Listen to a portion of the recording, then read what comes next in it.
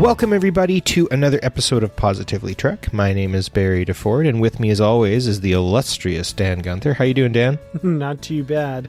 Excited to be here. Excited to be described as illustrious. I'll take it. You were full of illustry. That's wrong. That's wrong. Sure. That's bad. That's bad syntax and everything else. I would be corrected by the topic of our conversation today. He and we can call him he because he's he's anatomically correct, apparently. And we find that out in like the first season. Very early on, second episode. Very early on. He has left his mark on Star Trek, and also bits of props and set pieces if you look hard enough in the DVD Blu-ray version of Star Trek The Next Generation. And sometimes you can also notice when his contacts are burning his eyeballs out. It's the often imitated and sometimes replicated Data. We are talking about the progeny of Dr. Noonien Soong, brother to Lore, father of Lal, and an amalgam of a lot of different people by the end. Data has died many times, and he has come back many times, which I would say makes him least human in that respect. But he has always been the Pinocchio of our particular sci-fi franchise, and something of a Terminator if he wanted to be, and a bit of a Superman, perhaps a Hercules, and I would say more than anything, he is always more human than human. So I think as a kind of next step off of Kirk, I was thinking, we'll just throw another character in here and swirl him around and see where it went. And Dan, I went into this like philosophical black hole thinking about Data too much, and then we had to postpone the recording. And then I had to think about Data even more. And I was just doing a 3-hour car drive today where I was like, all right, finally I get to talk about Data. And I'm going through all the notes I have, and I'm like, I have too much notes.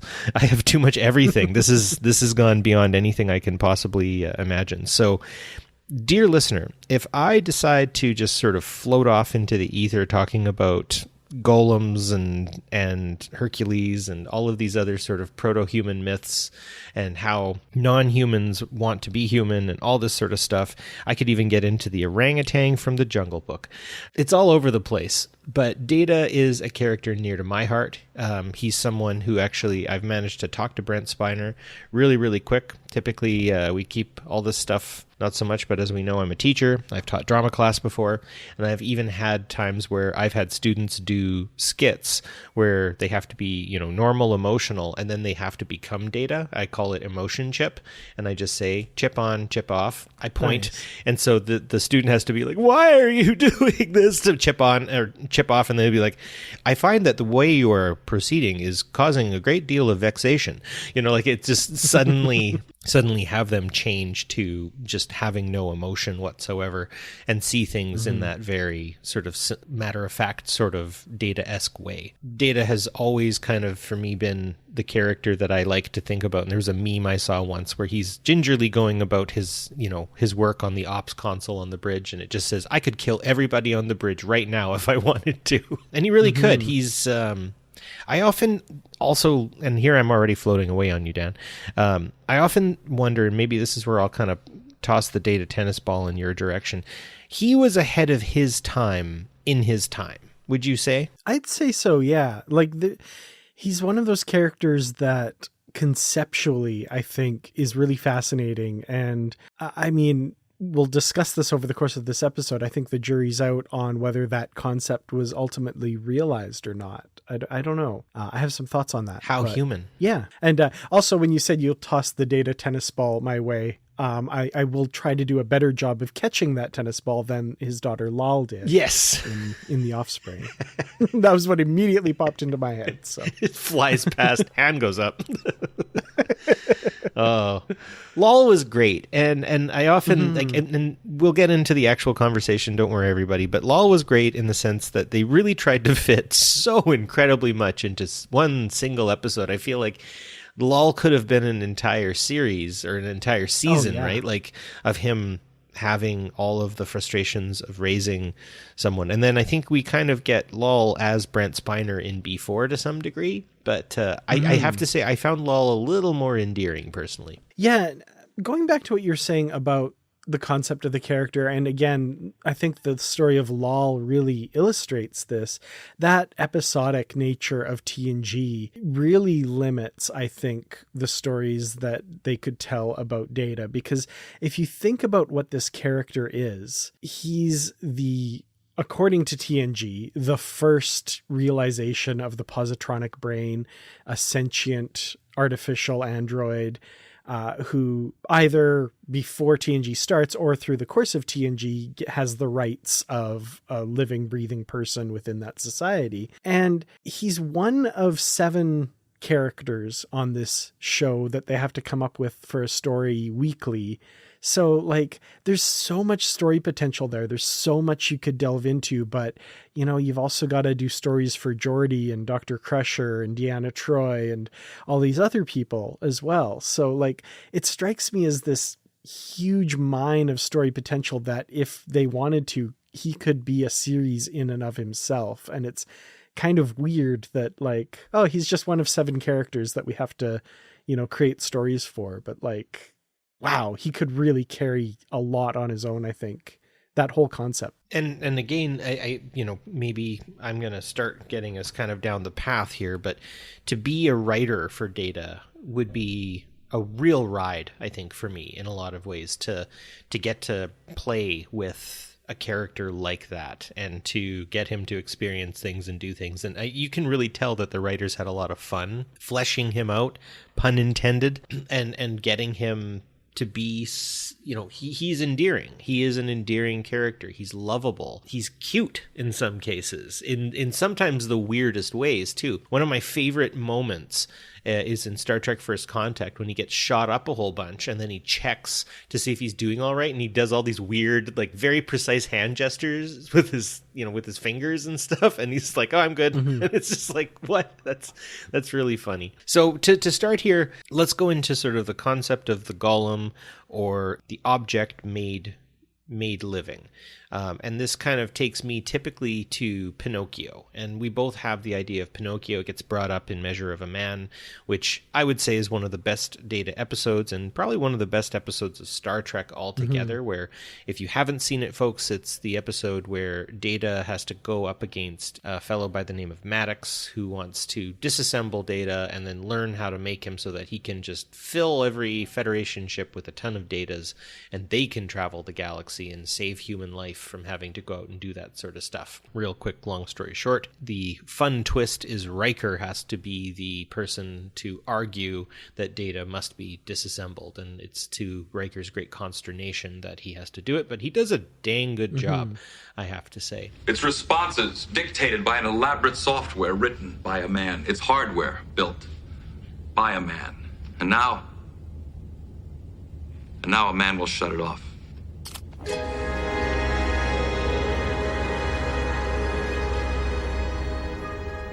Pinocchio is broken. Its strings have been cut. When we think about the idea of Pinocchio, we even have our Geppetto with Noonien Soon. It's a difficult position for Data to be in because he can see humans doing things, acting in certain ways. And at the start, he doesn't even have the ability to fully understand what exactly they're feeling or why they're feeling it. Some people have found that different, neurodivergent people might sometimes be able to relate very well to Data because there are certain points when they kind of get that observer effect in society. I would think a lot of people do in certain instances, especially if you're dealing with people who may have interests that you don't, but you're around a whole bunch of people. Think about a person who didn't like or didn't care for or just wasn't simply interested in Star Trek hanging out with you and me, Dan. They might get a bit of an observer effect and might start looking at things that are different from what we would be talking about, or maybe even just watching our facial expressions and being like, oh, their eyebrows go up whenever this character gets mentioned or something. Yeah, I think in a lot of ways that is a huge reason why Data resonated with a lot of Star Trek fans in particular. And I mean, we can talk about the Venn diagram of neurodivergent folks and lovers of sci sci-fi and Star Trek fans in particular, but I think even just Star Trek fans, like you say, in general, for a lot of time,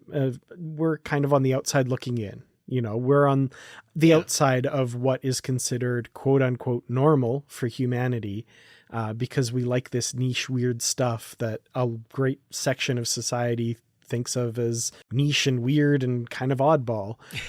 So yeah, Data being the weird person who kind of says inappropriate things at strange times and has to be told like, okay, yeah, just stop talking now. Yeah. You know, for better or for worse, I think a lot of us can relate to that a little bit. I mean, we all grew up and had to get podcasts so that we could keep talking. Exactly. Friendship through podcasting. But I think the difference there, and this is where he kind of gets the Pinocchio effect, is he yearns to be one of us, right? Mm-hmm. He yearns to be a part of it. And I think to some degree, maybe I'm speaking for myself, but I don't necessarily want to be a part of all of those other things. But, you know, I think there is that desire for acceptance, a desire for community, a desire for togetherness. And the funny part, obviously the punchline to that whole piece is Data was human all along for the fact that he yearned to be human, right? Mm-hmm. Humans typically seem to want what they can't have. As we had mentioned before we recorded, Spock has a quote, and I'll let you give that one. Yeah, having is not so pleasing a thing as wanting. It is not logical, but it is often true. Yeah, that's a very Spock quote and very applicable to Data's journey as well, for sure. Yeah, like actually, Data, you were human even before you had your emotion chip, even before, the very first few times we met you, you exuded an aspect of humanity that I think we all possess, and that is the thing we want that we can't necessarily have, or the thing that we are trying to understand that for some reason we can't. But I guess the attempt at trying to understand it is kind of what makes you human, right? It isn't the result, it's the friends you make along the way. Yeah. And I think bringing up Spock here is a good point to make as well, because I think with the creation of the character of Data, the temptation is like, oh, Spock was such a popular character in the original series. Let's make our next generation Spock, right? And but Data is never really just the next generation Spock, and I think that's the fundamental difference. Is Spock existed as a commentary on humanity. Not once was it ever articulated that Spock wanted to be human. In fact, quite the opposite.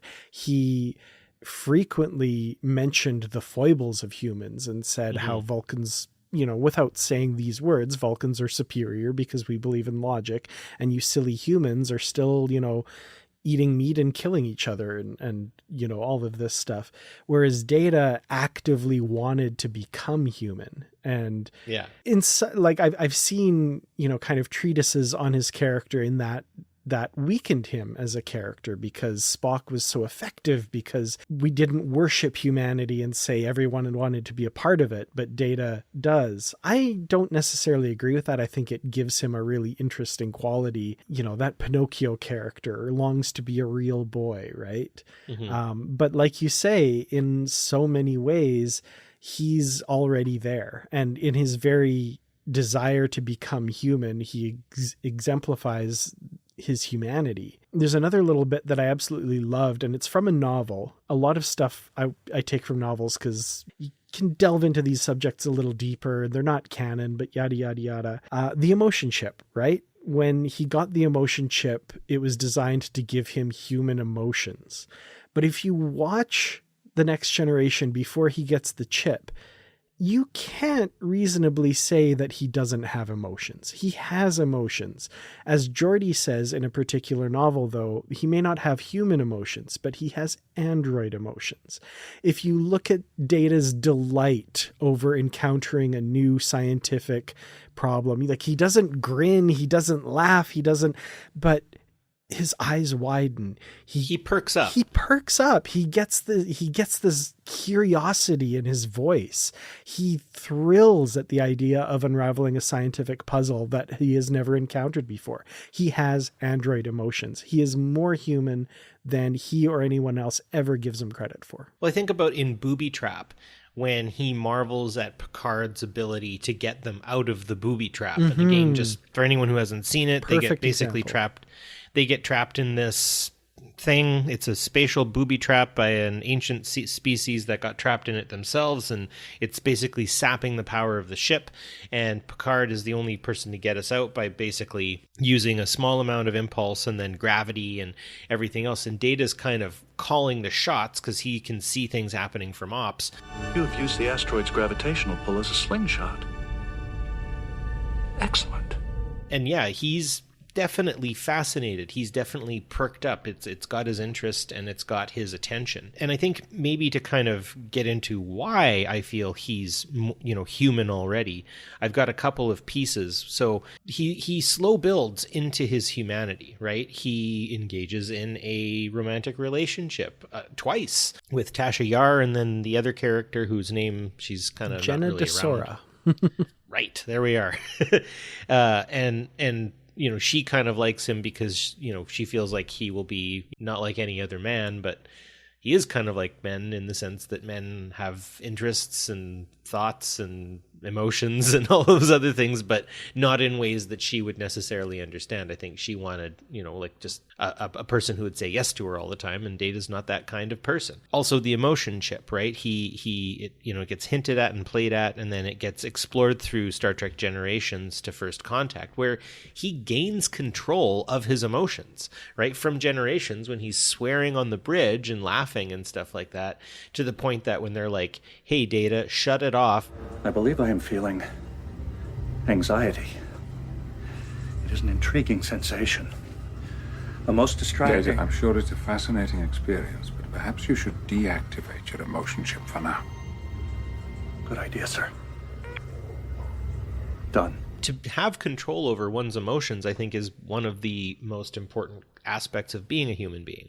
And it's never going to really happen. No human can ever be fully in control of their emotions. It's just not the way it goes. I think that realizing limitations and then changing to better realize how to get past those limitations is also an aspect, right? Data, some people rag on the idea that Data doesn't look young forever. He kind of ages, and I know they explain that away through canon and everything, but also I think to say, in a really nice way, shut up to people who say that, everything changes, and that's what being human is too. Nothing is static. Nothing is unchanging in humanity.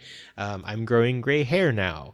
I'm not in the same place I was. There's all these things that change a person, but that's what makes a person, is the fact that they weren't the same person yesterday. They weren't the same person a year ago. And if they are, I guess that's not necessarily a problem, but maybe they're not looking hard enough. Things change you, and they always do. So that would be another big one.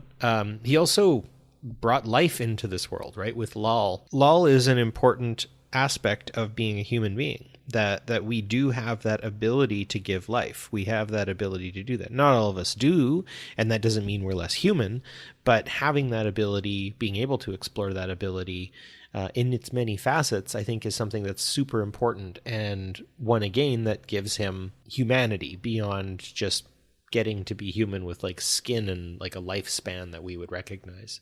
And finally, he kept a pet. I think that's also important. I don't really know if any other animal on Earth necessarily keeps other animals as pets in terms of like to care for them merely for their amusement, right? Mm-hmm. Him listening to music, him doing painting, artwork, all this sort of stuff, trying to find what interests him. We can delve into any specific episode, but yeah, there's kind of my opening salvo as to me saying that actually Data was human all along. I like that. Yeah, absolutely. And I think that is a very valid and logical conclusion to what we see on screen and how he's played, right? You can talk about things like the emotion chip being kind of a shortcut to get to that place, I guess. And the emotion chip's interesting. I think it's fascinating seeing him deal with these sorts of things, but I was personally more interested in the journey, I think, before the emotion chip, where you could see this progress and it wasn't, a skyhook of technology bringing him up. It was his own explorations. It was his,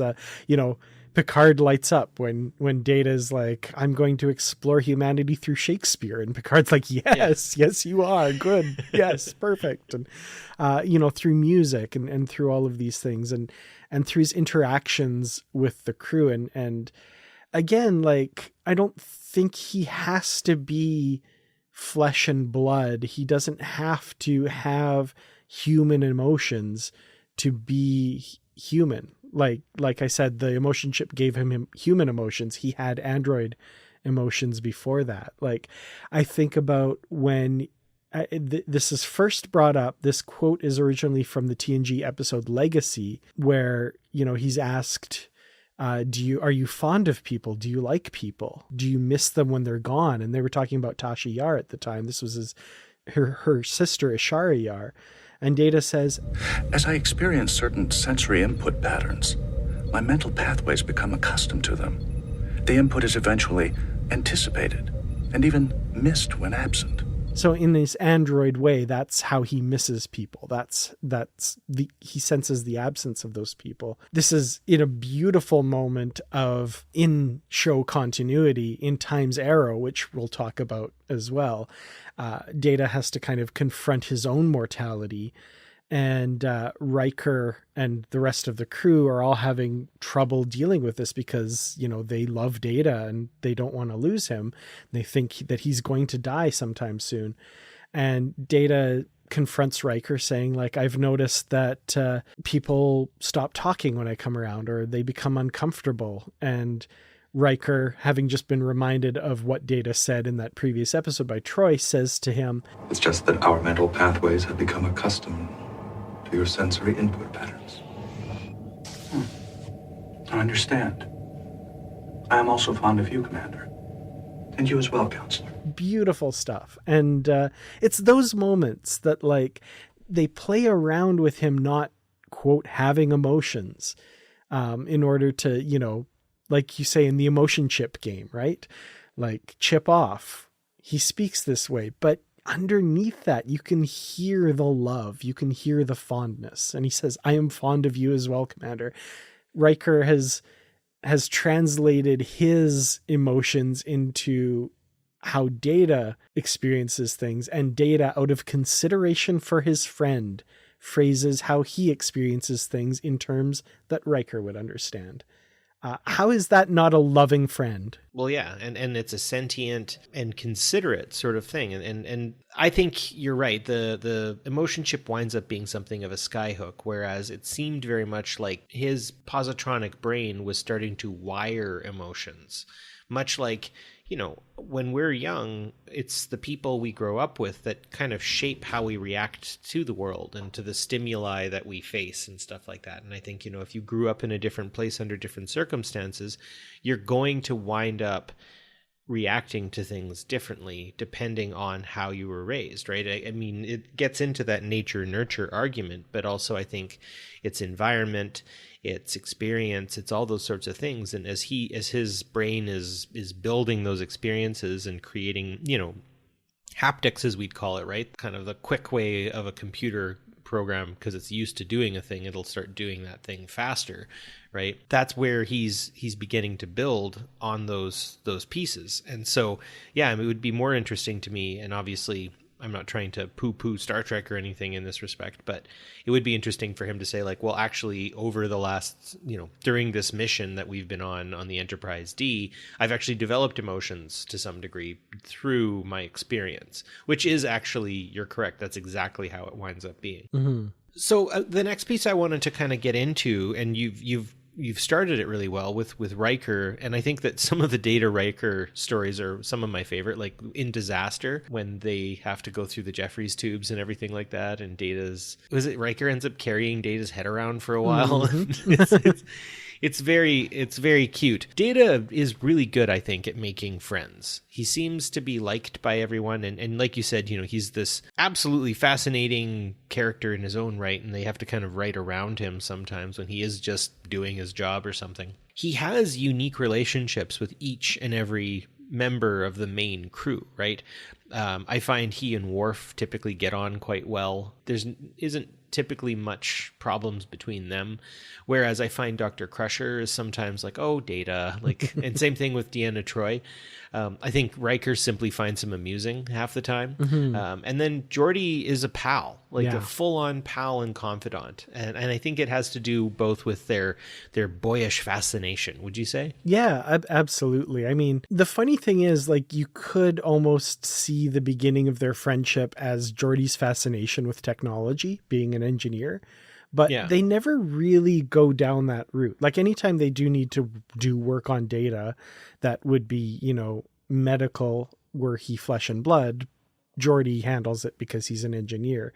But for the most part, working one-on-one, Geordi becomes such a good friend to Data because he doesn't treat him like a piece of technology. He treats him as he would any other person. In fact, the TNG episode, The Next Phase, I'm just going to be pulling out a bunch of quotes and stuff.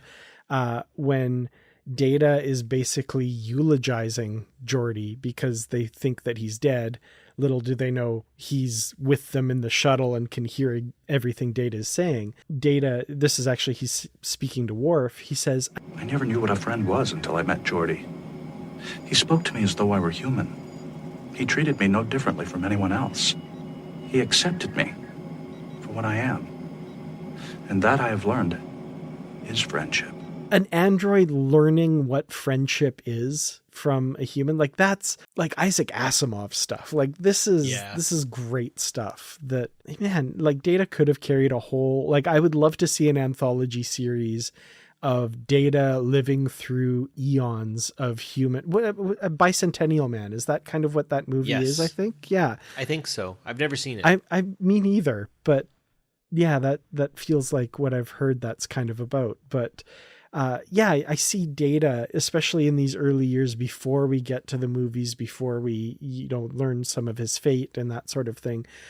Watching TNG, I always imagined Data as being this timeless person who lives eons into the future. And it's always fascinating to me that, like, these 7 years we see of his life in TNG are like a blip right near the beginning of his life. He could potentially live for millions of years after that. That idea always really fascinated me, that it's dark.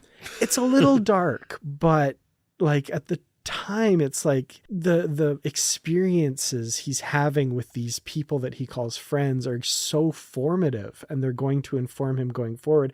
And I think there's even an episode, I think it is Time's Arrow, where, you know, he confronts the possibility that he may die. He does articulate that he had always imagined outliving all of his friends and then making new friends and outliving them as well. And it's dark to think about, but it would be fascinating to see Data as, like, I don't know, almost like a Foundation style series of novels by Isaac Asimov, where you just go through eons of history, but always there is Data. I don't know. That just always struck me as fascinating. The constant. It's fun. I can sometimes get into a good pattern of talking like Data sometimes, but I succumb to contractions too often. We should talk about contractions, because watching season 1 of TNG is hilarious when suddenly 10 episodes in, they're like, oh, he can't use contractions. And you're like, he just used contractions for the last 10 episodes. What are you talking about? Yeah. TNG got off to a really clunky start. Let's just get that out there. This episode of Positively Trek is brought to you by our supporters on Patreon. A special thank you to our Constitution class supporters, Jim Stoffel, Joyce Mirren, and Paul D. Kinnear. To help out with the podcast, visit patreon.com/positivelytrek, where for a small monthly donation, you can get early access to ad-free episodes, shoutouts, exclusive content, associate producer credits, and more. Thank you so much for listening, and live long and prosper. Kind of getting back to the idea of friendship and everything and how Data is built, I think to some degree he is the sum of his parts, in the fact that the TNG bridge crew of the Enterprise D was exactly what the positronic-brained android needed to actualize in so many ways and in so many facets. Like, if he was, I don't know, put on the Farragut or something. Or on the Cerritos, God forbid. Oh my good Lord in heaven. Imagine, oh wow. I sense a whole new idea for another season, is like a Data like character learning from Boimler. Oh my gosh. But that's it, is he has a father figure in Picard. He has a friend / a brother kind of in Geordi, something of a mother figure in Crusher. He's had a couple of girlfriends, I guess you could say, or romantic partners and stuff like that. And I mean, I guess I can't necessarily turn into a family every single Bridge character, but in this respect, I think he does have the right person for the right thing in each character as they exist. And as much as they have their own interactions, their own ups and downs, it is interesting to see Data sort of at the center of kind of like a nursery that, you know, you saying like he's at a very early point in his arguably millennia long lifespan. And these are the people he got to start with. Like, wow, what a really lucky roll of the dice, Data. Good job. That's mighty. I'm glad the crystalline entity came and destroyed your planet, because I think it's exactly what you needed. What's kind of funny, and again, I love the Star Trek novels, and I think they fill in a lot of... Wait, what, you do? Yeah, crazy. Okay. No, but they fill in a lot of stuff that, you know, kind of doesn't make sense or make connections that... Here's something that I never really thought about until I read a particular novel. When we see Data in Encounter at Farpoint at the start of TNG, there's a few things that are a little contradictory about his character. So he's a lieutenant commander. Presumably he's been in Starfleet for at least a decade at this point. Class of 78. Class of 78, which doesn't make sense. They had to retcon that. Nope. That year does not fit anything. I guess they rejiggered the calendar and then jiggered it back to something that we are familiar with or something. I don't know. Just like warp speed. Exactly. But so, like I said, he's been in Starfleet for at least a decade. He's a lieutenant commander. He seems so childlike and so inept at social interaction. So what's going on here? Like, he seems very early in his development, but he's been working with humans and other people for at least a decade. Now, the TNG novel, The Buried Age by Christopher L. Bennett, does this beautifully, where basically he's been working in a basement doing data entry or something like that for, you know, however many years, ranking up as appropriate as his hours fit and all this sort of stuff. But he's weird and people are uncomfortable around him. So they put him in a room and he does really good computer work and they just kind of leave him alone. Picard needs some access to some archaeological records for this thing that he's doing. And he takes notice of this officer who is extremely good at his job and takes him on a mission and decides, like, this is terrible. He's been not given any kind of opportunities, and he requests that he comes aboard the Enterprise, which is going to be his next assignment as a bridge officer. And I think that's brilliant. I think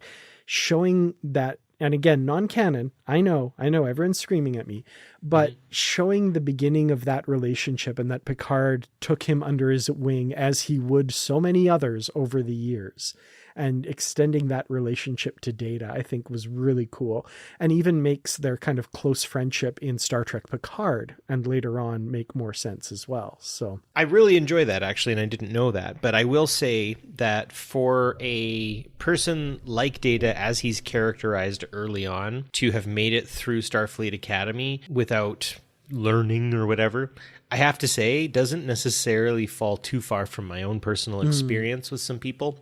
I was in a fraternity. Don't ask. But we did have one specific individual who I will not name because they have come around. But oh boy, they didn't know a lot about stuff. They were really good at math, but not really good at anything else. So I got just a couple of stories. One, I had to teach this young man, how to tie a tie. And teaching him how to tie a tie was funny because as he was learning how to tie the tie, I would correct him, and when he would be halfway through, I would correct him, he would let go, and then the tie would come apart. And we continuously had to do this. Finally, we had gotten to the point where he'd learned how to tie this tie. And so I'm like, okay, well, bring your own tie next time and we'll get this figured out. So he came to the event that we had where he had to wear a tie. He had this thin little leather tie. like it was like made out of snake skin. I'm like, where did you find this? And he's like, I went to Valley Village. And I'm like, and that's the one you picked? He's like, well, it's a tie, isn't it? And I'm like, it's the dumbest thing I've ever seen in my life. So then I gave him one of my ties, and I'm like, well, you know how to tie it now, so off you go. And so he comes back. He's dressed up. He's in his button up, and he's got his tie around his neck. His neck. Oh dear. Not under his collar, above his collar, around the skin of his neck. And I'm like, what's wrong with this picture? And he's like, what do you mean? And I'm like, your tie. And he's like, my tie is on, isn't it? I'm like, is it supposed to be there? He's like, yes, it's around my neck, isn't it? And I'm like, oh my goodness. It ended up that he ended up getting a job in the United States. And that's where he was in Colorado, where weed had been legalized a long time earlier. And apparently, and I didn't see this, but apparently the common sense button hadn't been pressed, and he saw some gummies at a friend's house and just thought they were candy. Oh, no. So he ate the whole bag and he got hospitalized. Yes. So folks, know your limits, stay within it. Yes. They can, anyway, be discerning if it's legal where you are and you decide to try some THC. Please, for the love of everything that is good, try a very tiny bit. And that's if you're of age, of sound mind, have a safe way home. All of those things have to be in factor first. But yeah, don't get dumb in that respect. But anyways, I just wanted to tell some embarrassing stories about a friend I had back in the day who did actually remind me a lot of Data. Charming, very, very charming, but sometimes you just want to bang your head against the wall. I felt like Riker, very much like, you kind of amuse me. Mm-hmm. Even though you're sometimes a bit of a nuisance. Yeah. Yeah, the thing with Riker too, which is interesting, and the reason I kind of put it in the outline was the early on concept of their relationship was going to be that Riker was kind of off-put by Data, and it was a little bit antagonistic. And it's really interesting to read a couple of the novels that came out around the time that Star Trek TNG was starting, because they were just kind of going off the series Bible. Nothing had aired yet. And a couple of those novels, Riker is just horrible to Data and like bigoted and awful. But that was very quickly done away with, where I think in Encounter at Farpoint, he says, oh, your degree must be honorary. And Data's like, no, not at all, blah, blah, blah. And that's kind of the most holdover you get from that, where Riker's like, I'm discounting you as not being a person because you're a piece of technology. And very quickly he realizes like, oh, like Jeff Winger says to Abed in the first episode of Community, I see your value now. Yeah. And he's a very valuable member of the Enterprise D bridge crew in so many ways, but oftentimes it does get sort of lost for the fact that he is extremely dangerous. It is like, he is like nuclear power in a lot of ways, where it's great if everything's going according to plan, but if something goes wrong, we're all doomed. And I think about when he goes to meet Lore for the first time, right? Wasn't it? Or was it to see Dr. Soong? Yeah, where Dr. he takes over the ship? Basically pressed a button and it... Yeah, a homing beacon in Data went off, and he's like, I need to do whatever I can to get to this planet. And Picard, he like takes on Jean-Luc Picard's voice, and he's like 173467321 Charlie 32789777 643 Tango 732 Victor 731178888 732476789764376 lock. Him taking over the ship is really scary. And I think about that a lot in the sense that like he malfunctions again during Star Trek Insurrection, and he just like throws people around and like just runs amok and stuff. And that is the point, that if Data really decided, I guess you could say, being a sentient being, he could really, really destroy a lot of things. He could, I think, effectively take over the entire Federation if he really wanted to. He is sort of like Superman in that sense, where it is by dint of luck that, you know, Superman landed in Kansas and wants to be a good guy, quote unquote. I mean, there's arguments there, but this idea that I think it is Data's upbringing that makes him good, quote unquote, because if not, if he was somewhere else, he could be bad. And I know lore is sort of the exploration of that, and I think Brent Spiner had a lot of fun playing as lore. Yeah, because I don't know if there's a lot of difference between Brent Spiner and lore, to be honest. I think that's a very close approximation. Not to saying he's mean or bad or anything like that, but I think Brent Spiner, I have heard him in person, and that man has a very quick tongue. Let me put it that way. Absolutely. Yeah, he has to affect the Data voice. The lore voice, I think, comes a little more naturally. Yeah, exactly. So what are some of your favorite? I gave you one of my favorite moments is when Data just suddenly goes completely awry and decides to take over the ship and almost, like he could have gotten everybody killed if he really wanted to. What's a quintessential Data moment for you? That's definitely a good one. I think a quintessential Data moment for me would have to be, and I'm going to say this one, it's not the biggest moment or whatever, but I'm going to say this one just because this is a terrible, horrible episode, and this is the only redeeming thing in that episode. And I'm sorry to invoke this episode, Code of Honor. Very, very, I know. But it is the first time we see Data and Geordi kind of being pals. And fair. Geordi is in his quarters shaving, and Data's there kind of making small talk. And then he starts to tell a joke. A man goes to a store to buy some kidneys. Oh, no. He says to the shopkeeper, "I'd like a pound of kiddlies, please." The shopkeeper says, "You mean kidneys, don't you?" The man says, "I said kiddlies. Diddle I?" It's too old. And you didn't tell it very well. Including the kiddlies, I've told 662 jokes, and you have not... Including the kiddlies. Now, see, that's funny. It was not meant as a joke. Clearly this has happened before. Data telling jokes. And I just love that moment because it is the beginning of that friendship, really. Like I said, like you can skip the entire rest of the episode. I think maybe future Blu-ray sets of TNG or whatever could just have that little 5-minute scene in between the Naked Now and whatever episode comes after Code of Honor. Just have that there. I love that scene, and it's the one sad bit that I don't like watching Code of Honor is I don't get to see that scene, but it's just it's the genesis of their relationship. And LeVar Burton's like, oh no. He's like, wants to run out of the room because Data's starting to tell jokes again. I think that's hilarious.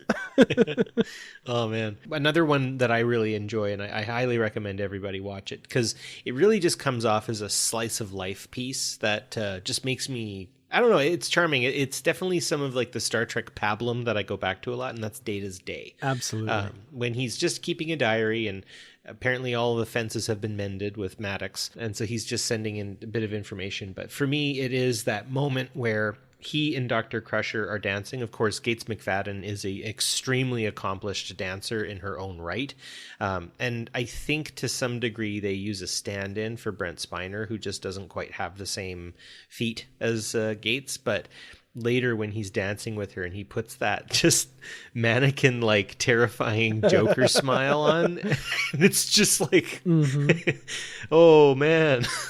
No, Data's Day for me is one that I will always go back to. It's a cute story. It's him just talking about his day-to-day life, what he gets up to, and it's enjoyable. Yeah, absolutely. Under the category, I guess, of Data not being Data, I just, this is a Brent Spiner thing that I love in the episode A Fistful of Datas, where I was going to say that. He just randomly, and it's not even like the multiple characters he plays on the holodeck. It's the like random lapses into Southern drawl, Western speak that Data has when Spot, you are disrupting my ability to work.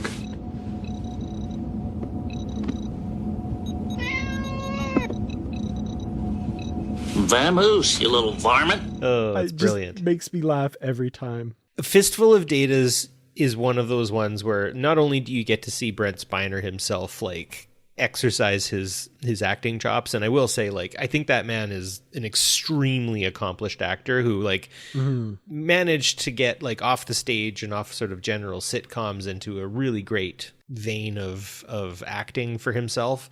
But, like, he has range. Like, Brent Spiner could do a lot more, and I think he's perfect for that fact, that he would be able to be an emotionless robot, because it takes a lot to be able to be that way. I think in a lot of ways. I was going to say, you know, we've kind of bounced back and forth on and off with Lol, but The Offspring obviously comes to mind for me, where that's an episode that I like because you can tell Data is pretty unsure of himself, in the sense of, you know, it takes him a while to figure out what kind of individual he wants to have overall, and getting to select all of that I think is interesting. I think they do some fun stuff. I think that's the first time we see an Andorian for forever, and we don't see one again for a really long time too, which I think is amusing. I like just how you can tell he's sad she's gone, and as much as, you know, she's been put into his brain, sort of, however that works. It is something that I find fascinating, because everyone gets to see him sort of try on parenthood, for lack of a better term, and it's something that I think I've kind of come back to in a lot of ways, getting to sort of be a parent now myself and everything. It's something that kind of came as abruptly to Data as it did to me. Now it hasn't left for me, and I'm happy about that. No, again, I like the idea of The Offspring, the idea that it's sort of Data's experiences all in fast forward, sort of. Yeah. That is an incredible episode, and his performance is so moving in that for a being who is supposedly emotionless, right? I mean, right. When Lal tells Data that she loves him. I love you, Father.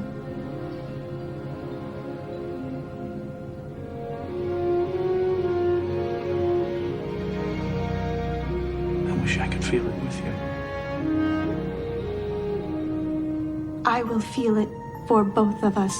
It's like, you do love her. You do. You do, yeah. And also, it's through other characters that you see the love that Data has and that stuff too. Like Admiral Halftel, right? When he comes out and says, you know, his hands were moving faster than, you know, and it's just like, you could tell that he was moved by the love that Data was showing for Lal. Now I can say, sorry, just really quick. I can say though, you know, in theory, when he's dating, you can tell he's not interested, right? And he is just sort of going through the motions. So I think that's interesting too, because you can see when he is on and interested, and you can also tell when he's just like, oh yeah, sure, whatever, okay, you can tag along, that kind of thing. So anyway, sorry to interrupt. No, and that's a good point too. The ending of that episode is heartbreaking for other reasons, right?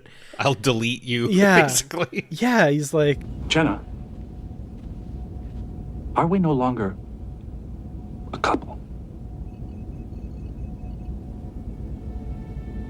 No, we're not. Then I will delete the appropriate program. Oh my God. Oy. I know we've already talked about it, but I'm going to put forward Time's Arrow parts 1 and 2, which will always have a special place in my heart. But in particular, like part 1 is so much of Data dealing with this possible future mortality, which I love, but also all of his experiences in 19th century San Francisco. He is so good in that as well. Like trying to fit in, playing the poker game against, you know, it's Gul Dukat, but not Gul Dukat. And like just the little bits like where he's hanging out with Jack London and he delivers the anvil and Data picks it up with one hand. And Jack London, what the? He's like, clunk. Ow. I seem to have overexerted myself. Exactly. All of that stuff, you know, building a horseless carriage. It's like, what do you think it is? I think it's one of them horseless carriages. That is a good guess. Great stuff. It's so good. I love those episodes. I think a rewatch is in order of those very soon. I guess like my last one is his performance in First Contact, and again I already kind of gave it away where he's checking himself and everything, but even later when you can tell he likes the feeling of skin, right? Like when the Borg Queen like blows her or air onto him to give him that feeling. You can see the goosebumps form, and he's like, oh my goodness. And he gives it up, right? He fully gives it up willingly to save his friends. Yeah. Again, I think that is such a quintessential piece of Data, where he is a very loyal friend as well. And again, like any of the interactions between him and Geordi, you also get an impression of that loyalty, but you see it very much manifested there, where he literally gets what he's been after and he gives it up for the sake of his friends. The entire bit between him and the Borg Queen in First Contact too, I love that entire scene. Like even before he gets the skin and all of that, when he is first captured by the Borg and is puffing himself up and kind of facing the Borg Queen with this kind of bravado. Human. We used to be exactly like them. Flawed, weak, organic. But we evolved to include the synthetic. Now we use both to attain perfection. Believing oneself to be perfect is often the sign of a delusional mind. Small words. From a small being trying to attack what he doesn't understand. Like he kind of gets under the Borg Queen's skin a bit, and you're like, oh, he's kind of getting to her. And then she turns his emotion chip back on. You have reactivated my emotion chip. Why? Don't be frightened. I'm not frightened. He suddenly becomes, it's apparent that he was putting on a strong face, but he's terrified. And there's so much up and down and range in that whole scene that Brent Spiner plays. It's so good. And Alice Krige, of course, is incredible against him. So yeah, great bit there. So those are basically kind of maybe the opening pieces here to, again, I think we need to have a second discussion, especially when it comes to how Data is portrayed later, right? Moving into the movies. We'll take a break between this and our next foray into Data, but I think we start talking maybe a bit more about B4. We start talking a lot more about the Picard iterations of Data as well. I'm not quite as fond, I guess, of those iterations as much as the TNG ones. And I think it has a lot to do with that idea of necessity is the mother of invention in a lot of ways. And you have to do a lot with a little. It's the idea that like the Death Star trench scene was filmed on the back of a half-ton truck, whereas now, everything is just loaded with CGI and all this other stuff. And I think that trying to cram in such a vast and broad character into little 45-minute time slots really does give him, in fact, more intrigue. And kudos to the writers for building him that way. I mean, Gene Roddenberry had this idea of a sort of Pinocchio character that would eventually become human over time, right? Like that was always sort of the idea with Data.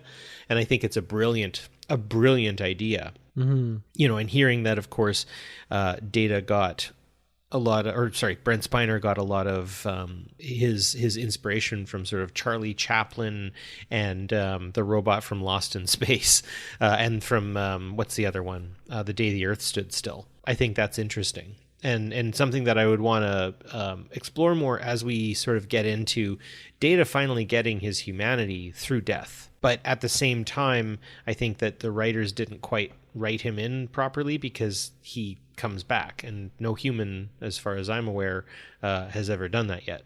So that's an interesting piece to it, if I can put it that way. Absolutely, yeah. I look forward to having that discussion about later Data as well, because like you, maybe I'm not quite so fond of some of the choices they made, but I think there's some really interesting things to talk about. And I think there's, I don't want to say salvage, but because I don't think it's to the point it's where not a it needs disaster. Yeah, exactly. It's interesting. It is interesting, but I think there's ways they can go with it that kind of similar to how we talked about in a previous episode about Sisko and how his later life could be relegated to myth and that sort of thing. I think the potential is there for Data as well. And I'm fascinated about that discussion. I look forward to that. I think that'll be good. I agree. So if you find that you've got some data moments that you appreciate, you can always bring those up on our Positively Trek Facebook chat group. You can also email us if we have gotten any of our details wrong. I know I might be rife with a few of those. In terms of the philosophical sense, where exactly do you see Data fitting in the idea of humanity? Is he fully human to us all, or is his desire to be human, maybe not something that way, that human is something that just humans get and no other can necessarily be that way.